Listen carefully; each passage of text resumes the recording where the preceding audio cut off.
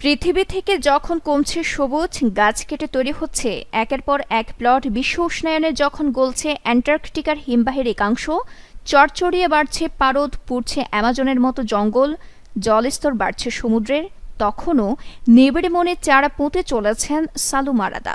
জন্মসূত্রে কর্ণাটকের তুমুকুরি জেলার বাসিন্দা তিনি। কোনো প্রথাগত শিক্ষা তার নেই, পেশা ছিল দিনমজুরি। বিয়ের পর সন্তানাদি না হয় গাছকেই সন্তান করে নিয়েছিলেন সালু মারাদা, যদিও এই নাম তার বৃক্ষপ্রেমী হওয়ার পরেই পাওয়া।